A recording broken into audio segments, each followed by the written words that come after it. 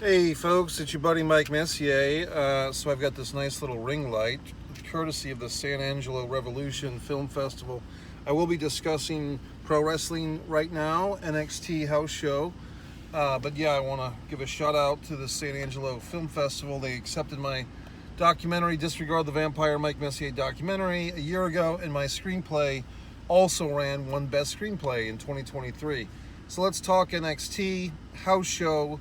So I enjoy these NXT house shows, and oddly enough, I just went to Wendy's. I'm making sure I don't have ketchup or barbecue goo on my face. I go to these NXT house shows. I do not sit around and watch NXT. I really don't watch any of the weekly shows these days. I watch the premium live events. I'm talking AEW Dynamite. I don't regularly watch. I don't watch Raw. I don't watch SmackDown. Sometimes I watch SmackDown. But I'm a cord cutter. I cut the cable cord, so it does limit me in some ways. But I do find a way to watch these premium live events. But this is not a premium live event. This is a good old-fashioned house show. And in case you're unaware, I know there's a lot of people in Florida who probably don't even know about these things or don't even go. And maybe that's for the best. That way I can get a ticket. But these NXT house shows, first off, they're fun. Second off, they're cheap. And third off, they're very small venues. So what it is that the WWE, I think this was probably a Triple H initiative. They're trying to give these wrestlers a sense of what it was like back in the old days, before sports entertainment. They're trying to give these wrestlers a taste of like the 1970s or the 1980s. They're trying to give them a feeling of what it was like to be a wrestler in bygone eras where not everything was televised, where not everything was streamed, where sometimes you just wrestled for these smaller crowds and so forth. So, and they have these shows in these kind of Floridian cities that are not too far from Full Sail University, which is in Orlando. But the high-tech soundstage that you're used to seeing at the NXT shows, or even their NXT TakeOver shows, where they're typically in an arena, that's the same arena for the main fucking roster pay-per-view the next night or whatever the fuck, however they do it now. These are like National Guard armories. These are like the thing tonight was the Lakeland National Guard Armory. Of course, it's Veterans Day weekend. Happy shout out to all the veterans. But in this regard, this is a small place, so maybe 400, maybe 500. This place actually was pretty packed to capacity. I mean, they have rows of like 20 chairs, and you can see maybe in the very middle there's a seat or two missing, empty, without a person in it. But then you have like a whole row of people standing against the wall. Luckily for me, my buddy, the Pitbull number 3, Chris Sanino, his I don't know what to say, but Marsha Maraschino, it's a female woman wrestling manager. I think they're trying to negotiate a contract. They came out for this thing. They saved me a seat, which was very nice of them. And I sat there and I watched the show. You might be thinking, well, God damn it, Mike, give me some results. Well, the funny fucking thing is, because I don't watch the weekly NXT show, I kind of have like my own little interpretation of this NXT experience. I don't really follow the goddamn storylines from week to week. So when I come to these NXT shows, I'm kind of piecemealing the little that I'm picking up on Twitter fuck and Facebook fuck and all the other fucks. And I know that in the first match was like, I would say maybe a lightly toned African-American lady, very pretty, probably 23, 24 years old, wears a yellow outfit, and she wrestled another woman. And I really don't know the fucking names, okay? But the lady in yellow won. So that was a good match. She did a split-legged moonsault, if that helps you figure out who it was. God. The second match, trying to fucking remember. I remember, gee whiz. They had, obviously, a person who I'm a fan of and have had the chance to meet on occasion. As you know him, Lexus King, the former Brian Pillman Jr., was there, and they're really doing good things with him. Now, I will give the E credit, which I don't like to do, but the E has been using Pillman Jr. as Lexus King very well. and he's done his part. Now, look, I don't want to name names, but I do know another wrestler who about 6 years ago was an indie guy, very, big name on the indie circuit, got hired by WWE. They hot-shotted him to the main roster, and he came in by his own admittance out of shape. Like I don't know why, but they didn't put him through the NXT thing. This is not Pillman Jr., this is another guy.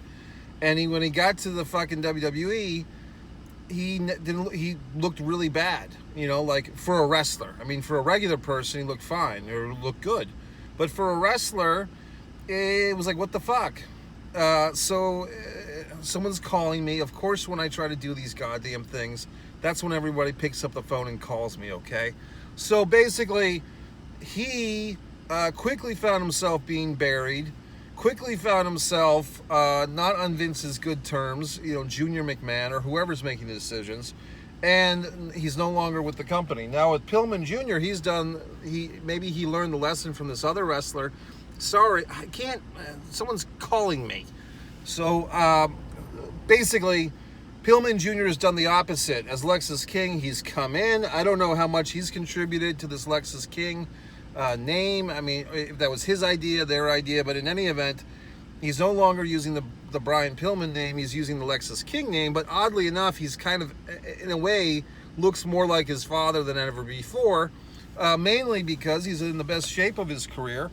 It looks like he's, lost some of that. It's very hard to do that. Some of that body fat, and replaced it with muscle, which is always good for a wrestler. And it doesn't look, it looks like he's doing it the natural way, not the Brock Lesnar way, if you understand my drifting.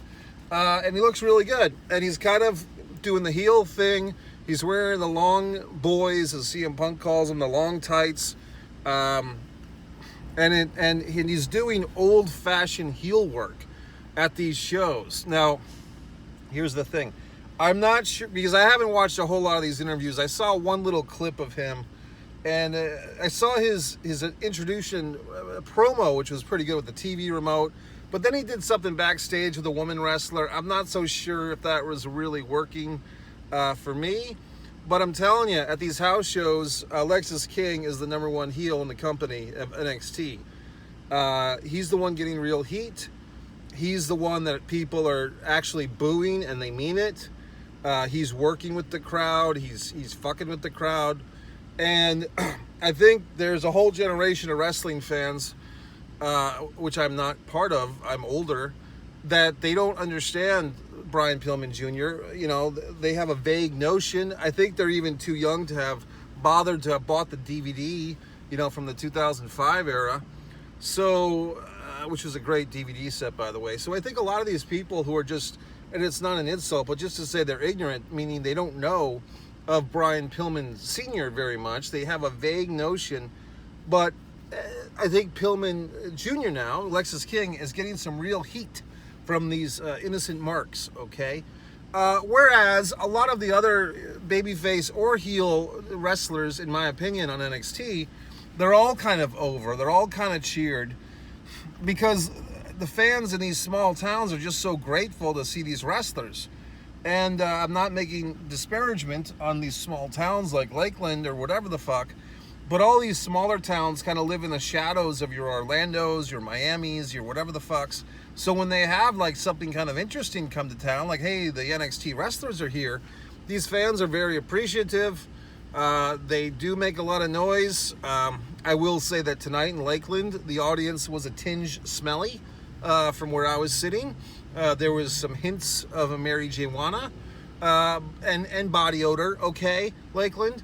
But they were a nice crowd beyond those personal hygiene issues. So I had a good time. So Pillman Jr., or goddammit, Lexus King, to me, the main event of the whole show, but basically the match that went on before the break, they do an intermission at these shows. He wrestled Carmelo, I get the names all fucked up, Carmelo Hayes, and I believe Carmelo Hayes is a former NXT champion just recently. So they had a nice match, and I kind of had a feeling like, I don't know if Pillman or fucking Lexus King has been undefeated so far in NXT, but I had a feeling I think they're going to have him lose this match. And I'll tell you why. Because I think part of the NXT process, and I'm sure it is that they want to just kind of train these wrestlers for anything. A few weeks ago, I went to an NXT house show, and they had a women's trick-or-treat costume battle royal. I didn't know if it was like one of the best things I've ever seen in wrestling or one of the worst things. It was both. It kind of fucked me up, to be honest with you, because I'm like, what the fuck is this? The women's fucking costume battle royal. But for this, Pillman's doing like real matches. Like old school heel work, Larry Zbyszko's type of shit. And I thought it was very good. I thought this match was very good. And I had what I was getting at. I had a feeling that he was going to lose this match. And he did. And I want to say it was just a good old-fashioned flying body press. So I do know that one.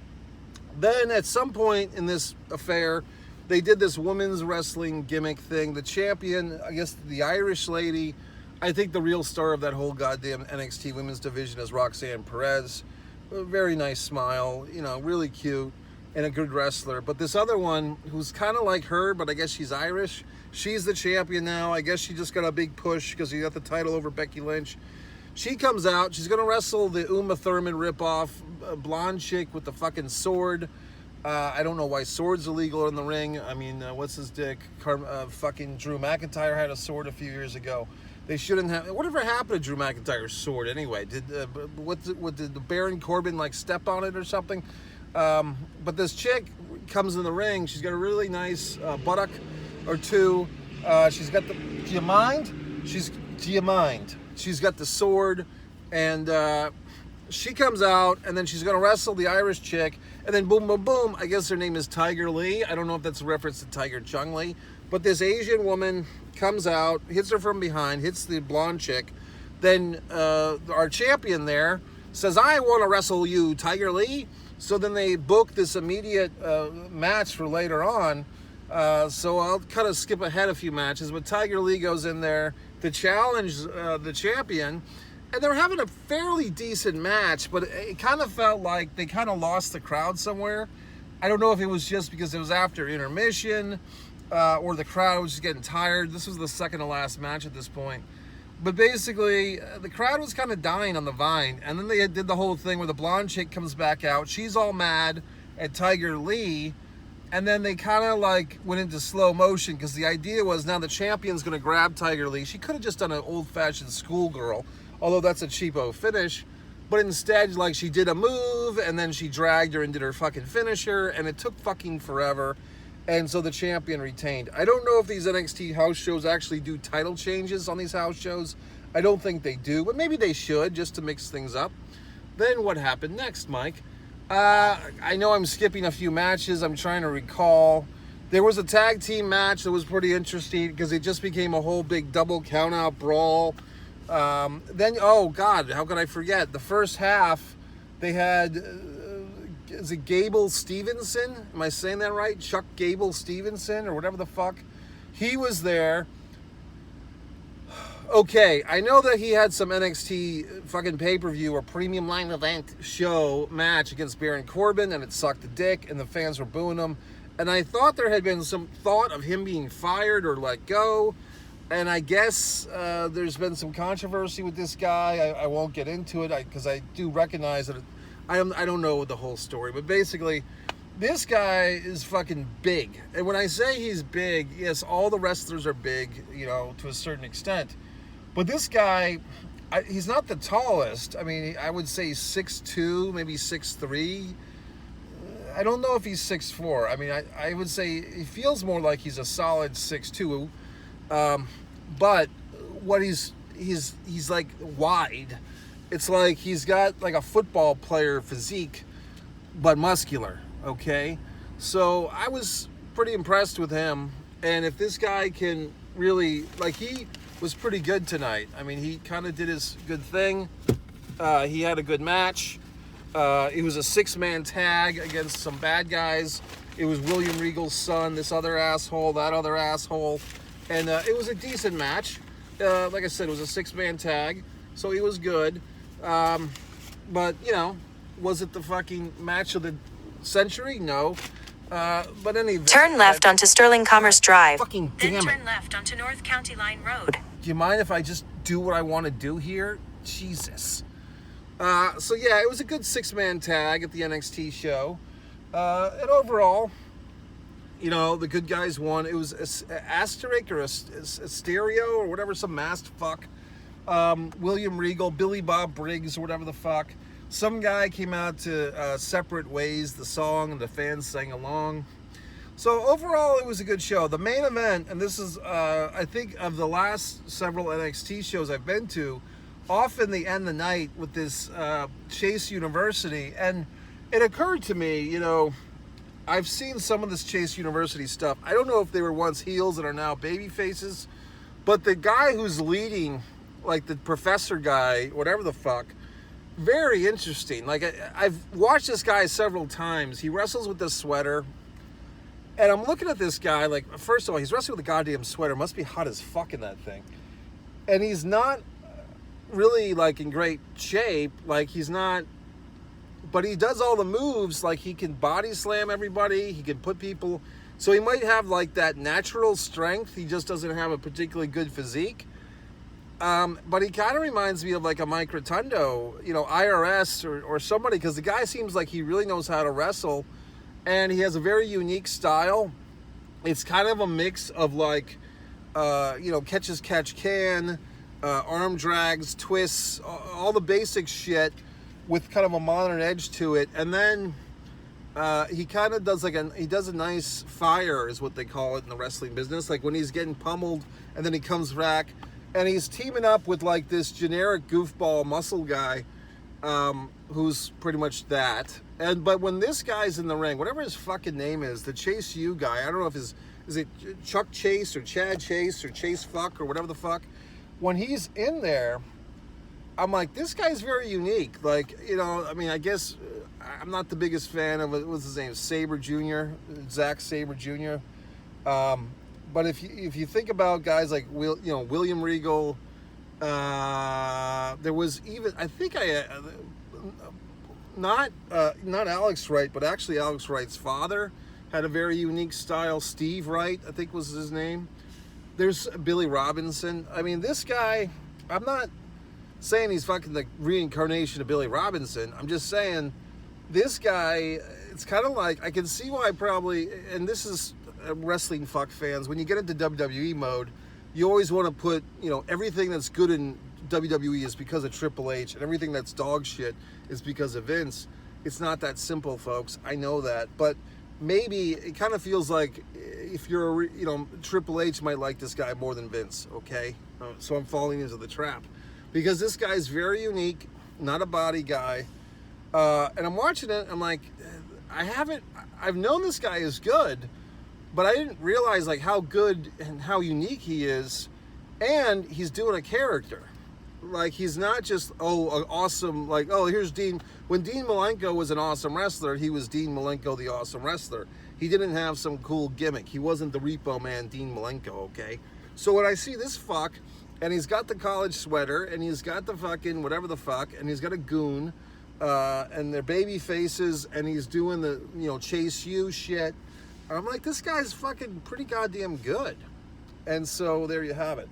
My buddy there, Michael A.J. Morris, has been on me for a week or so to comment. Sorry to put this at the end of the fucking video, buddy, but I guess I'll fucking comment. I'll do another video right now about that, okay? So let's just call this NXT, whatever the fuck, NXT Lakeland. I will be going to another show tomorrow.